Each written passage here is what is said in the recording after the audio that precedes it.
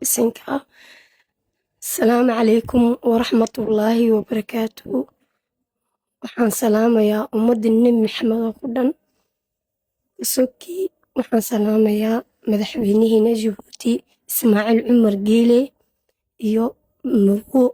marwada koowaad Khadare Xayd baan salaamayaa iyo ummadda Nabi Maxamed oo ku dhan ayaan haddana leeyahay salaamayaa intaa ku sokiina magacay waxaa la yahaa Sareedo Cabdilaahi Cali Aba Ismaaciilow waxaan doonayaa in arrin qisad dhacday aan kaaga sheekayaan doonayaa aaboy qisada arrinta dhacdina aaboy awood oo kale lay sheegtay ayaan kuu macnaynayaa maanta halkan joogta oo laygu dilay weliba ma kuu sheeg aabo magac qabiil ahaan dartii laba rago oo waa ilmaadeera oo maanta ani arrintayda oo lugta ku joojiyey cagta ku joojiyey ayaan aabay maanta qisadaan doonaa kuu sheego arrinta koowaad waxaa ka mid ah Aba Ismaaciilow aniga aan kula hadlay gabadha anigu da'deedii waxayaan 21 maanta 21 waa 20 wuxuu jiro aabay ana uur baan lahaa 8 bilood baan uurka lahaa anigoo 8 bilood uurka leeyahay xaafadda habeen way biyuhiga go'een 12 habeenimo ayaa madaratay oo 12 habeenimo ayuu madaratay biyuhu biyahayga go'aheed biyuhuna ayar buu socdaheed markaa Aba Ismaaciil baadiyada yare madaratay lagu shaqeeyo oo biyan qaadeheed markaa amarkii ilaahay qadar baana dhacayna oo ilaahay baa qoray alxamdulillaah qadarka dhacay anu ma didin Aba Ismaaciilow qadarkii dabadeed 12 habeenimo hooyada iyo aabahay bay qaaday qasarka daaraxnaan bay geeyeen daaraxnaan markay geeyeen waxaa joogay Kuuba baa joogay maanta habeenka gaarka hayehe oo doctor buu ahaa Kuubaga oo doctorka ii xeebayaan dhiig badan baa iga socday adoo blog ii galiyay Aba Ismaaciil xeerka waxayaan ilmahayga u horeeyay waa lagu jeexay inaan baan dhalay waa 2017 bahe inaan baan dhalay 2019 waa lagu jeexay dadka daalika 2020 wayaan qisada dhacday bishii 9aad 11 waaxad markaasi dee markuu habeenkii 12 ma blog ila galay Aba Ismaaciilow qisada iga yaabay ninka wuxuu igu sameeyay Kuubaga iska daayay laakiin waxa iga yaabka waba gaalba nin gaal anu rajo kama basugayba ma fahanti laakiin muslimkeeni maanta Jabuuti ayaa noqotay ma kuu sheega waji caab bay wada yeesheen Aba Ismaaciilow 12 habeen markuu haku iga siixiyay ayaan 6 subax ma ka soo kacay wuxuu jirkaygu kula sameeyay aaboy aan warumahayo ma fahanti waxa dhacday ilmihiiba iga soo saaray doctorkana kuu sheegay Kuubaga ee gaalkan kuu sheegay aaboy ma waajib baa doctor markuu ilmuhu jeexayo qofka uu jeexayo inuu madarata aabo uu sakhraansiiyay xeer baa inuu sakhraamo maxeer ma u leeyahay doctor hadduu yahay aabo isoo sakhraasan buu jeexay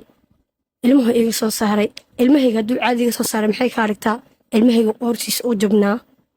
ya ilmuhu kuma boqolay anika daalika iga soo saaray maadartay dabadeed waxaa dhacday aabo inuu ninkan makaankayga igala baxo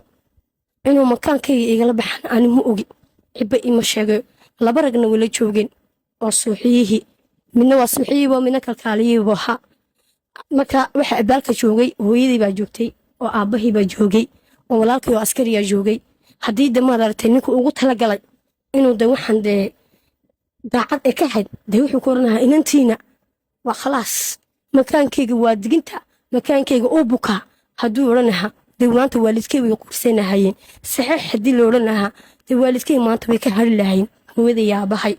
ma fahantay hooyada yaabay waxba looma sheegin kadaalika walaalkay askarigoo oo loo diray dabo suuq dibadda loogu dirayay labadii habeenimo oo dabo maqan maxba maqan lahayna walaalkay kadaalika isla halayeen afrimiyada waxba looma sheegin haka kaalayo aaboy Ismaaciilow anu si iskuma waa ku galay de ninkuu ilaahay dilo baa dhinta ninkan Kuubaga wuxuu igu talagalay inaan dhinto dhimashadii inuu noqon weeyday subaxdii markaan aan soo kacay yani caadina noqdaan arkayna ilmahaygi hadarkana waxa jacay ku dhigeen igula socday meesha igu imanayay waa 5 Kuubaga igu imanay naag baa dhixinaysa 4 rag bay haayeen ina kumbulowga loo dhanaa baan ku sheegay aaboy makaankaygi baa iyo jeclaadeen dadkan gaalada.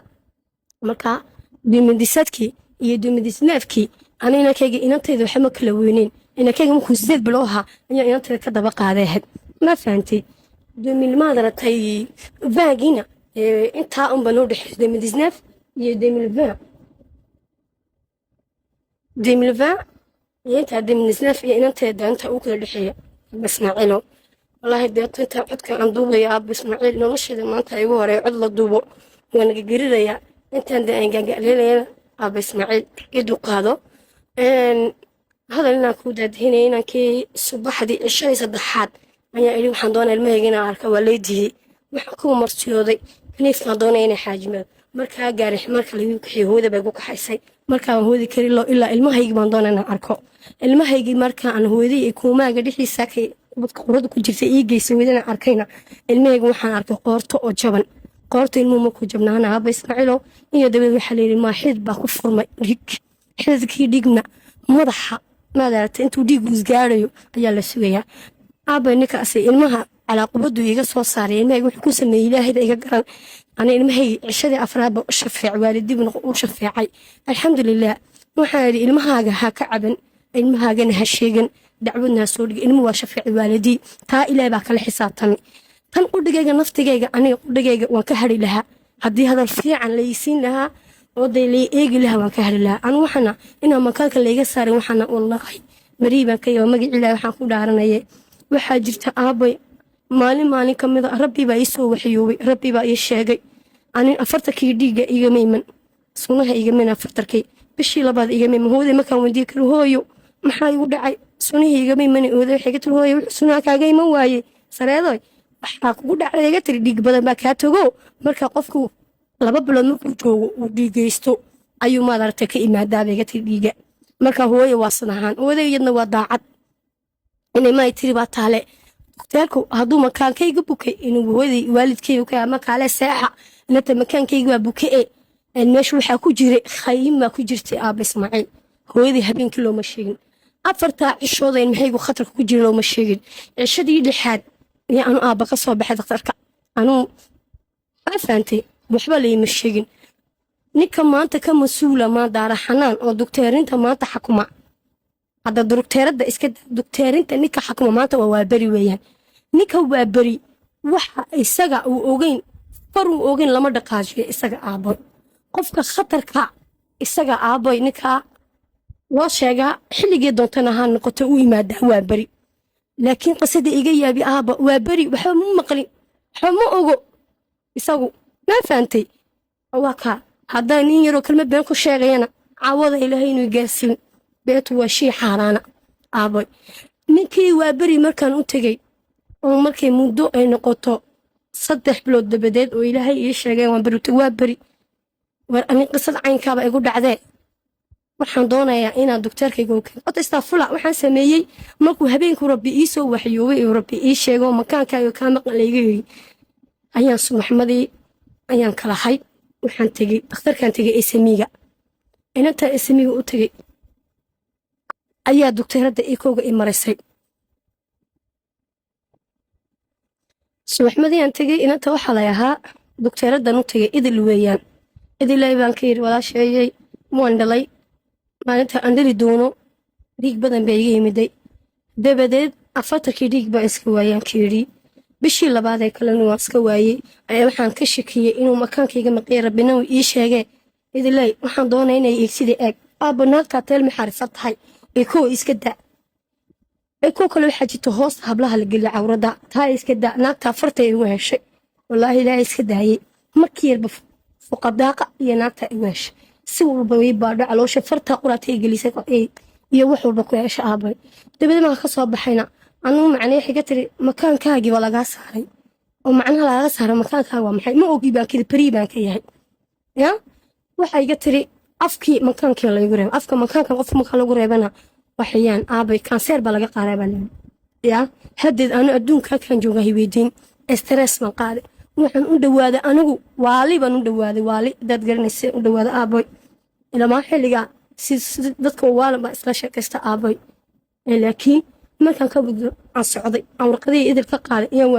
waa bariyo baan ka yiri arrin qisad caynka igu